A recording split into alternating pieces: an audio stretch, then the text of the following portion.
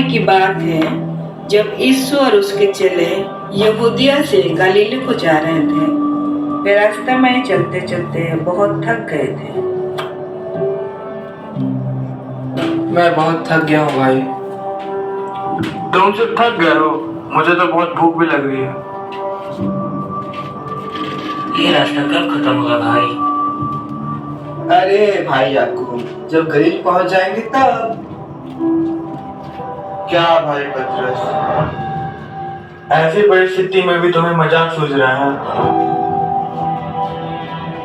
धूप बहुत है, भूख के मारे आगे चलना मुश्किल हो रहा है। भाई तुम एक काम करो, यहीं रुक जाओ। जब हम गलील से वापस आएंगे तब तुमको ले जाएंगे। यूहन्ना, हमारे प्रभु भी थक गए हैं भाई। इस धूप की वजह से बहुत भूख भी लगता होगा। हम तो अपने पास कुछ खाना भी नहीं रखते हैं। हम एक गांव के पास आ गए हैं। जी हाँ प्रभु, दिखाई तो दे रहा है, लेकिन गांव अभी भी दूर है। कुछ समय के बाद तुम्हारी थकान और भूख दोनों ही दूर हो जाएगी। क्या बात है, तुम लोगों को तो केवल भूख और थकान ही लग रही है, प्यास तो किसी को लग ही नहीं रही। क्या बताऊं प्रभु, प्यास के मारे तो मैं बात भी ठीक से नहीं कर पा रहा हूँ। अच्छा, लेकिन तुम्हारी बातें तो मुझे सुनाई दे रही थी। सुनिए प्रभु, इसकी बात कब से बकबक किए जा रहा है और कहता है कि ठीक ठीक बात भी नहीं कर सकता। ये सब बातें छोड़ो, हमारे प्रभु की हर एक बात में फरीसियों को तकलीफ है।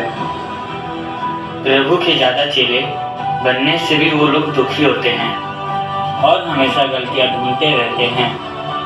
ऐसे लोग कभी भी आगे नहीं बढ़ पाते। इसलिए हमारे प्रभु ने कहा है, पहले अपनी अपनी आंखों का लट्ठा निकालो और फिर दूसरों की आंखों का तिनका निकालना।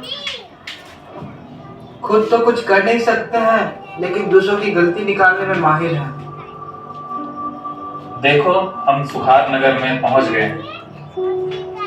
प्रभु, यही पास की भूमि को ना हमारे पिता याकूब ने अपने पुत्र यीशु को दिया था।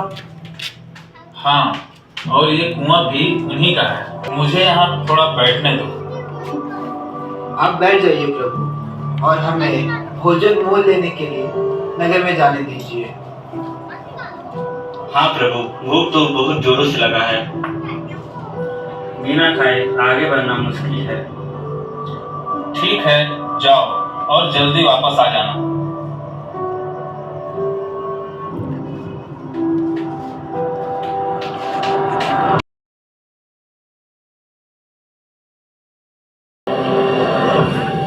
बाहर कोई दिखाई नहीं दे रहा है। रास्ता पूरा खाली है। इसी समय जाके पानी ले आऊंगी। घर में बिल्कुल पानी नहीं है। अभी नहीं लाऊंगी तो रास्ता में भीड़ बढ़ जाएगा। अपनी दुल्हन को ले यीशु राजा आएगा। अपनी दुल्हन को ले यीशु राजा आएगा। कोई मुझे दिख तो नहीं रहा है। अच्छा हुआ कोई नहीं है। अपनी दुल्हन को ले यीशु राजा। अरे, कुआं पे तो कोई बैठा है। क्या करूं मैं, जाऊं कि नहीं? जाना ही होगा, घर में तो पानी नहीं है। बैठा है तो बैठने दो, मुझे उससे क्या काम।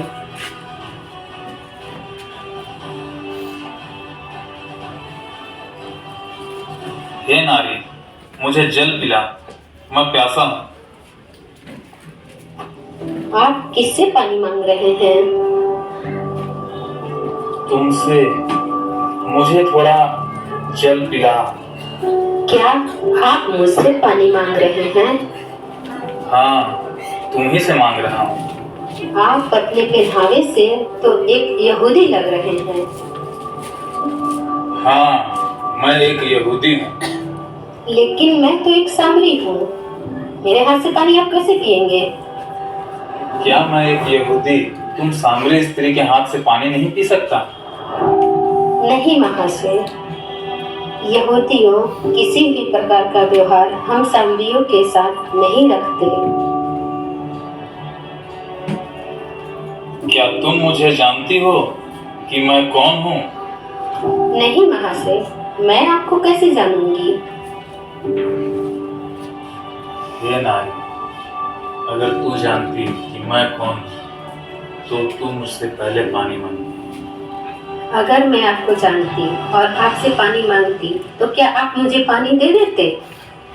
हाँ, दे देता। महाशय, क्या बात कर रहे हैं? अभी तो मुझसे पीने के लिए पानी मांग रहे थे और आप कहाँ से मुझे पानी देंगे?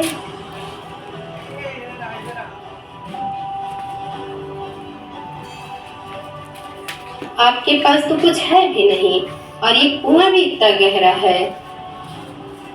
हे नारी, अगर तू सचमुच मुझे जानती और मुझसे मांग लेती तो मैं तुझे जीवन का जल देता।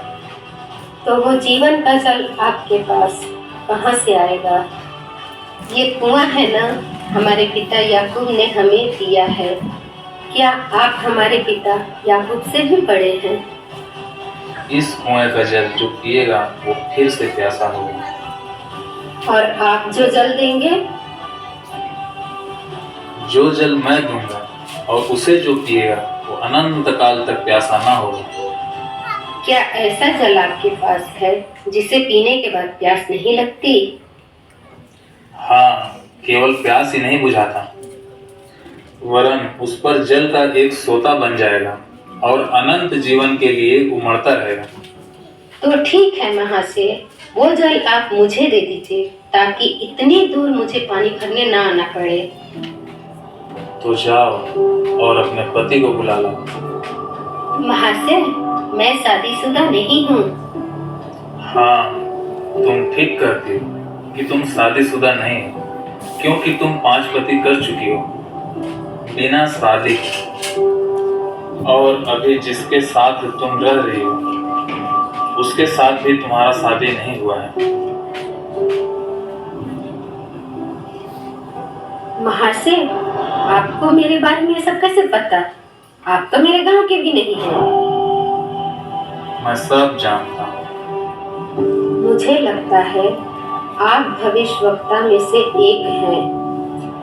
और क्या क्या लगता है?